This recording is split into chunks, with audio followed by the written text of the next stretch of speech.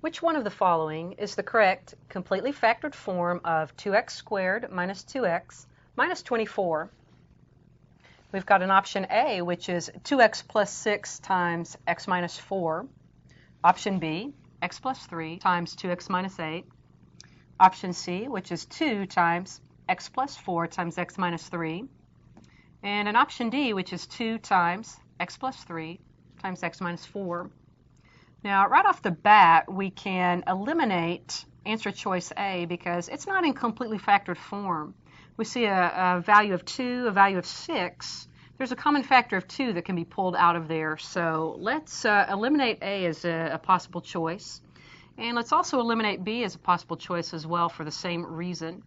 In this binomial 2x minus 8, there's a common factor of 2 that could be pulled out in the front. So that's not completely factored either. That takes us down to options C and D. And I'm going to have to go ahead and factor our trinomial to make a decision there. Let's start with our factorization by pulling out the greatest common factor, which is 2.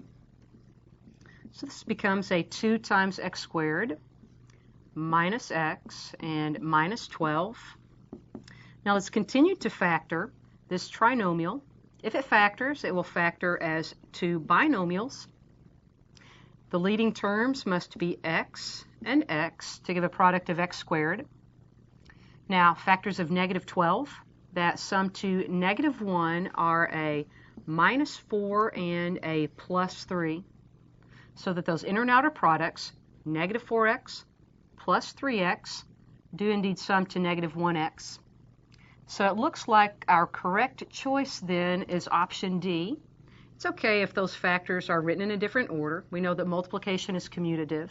So our correct answer is D.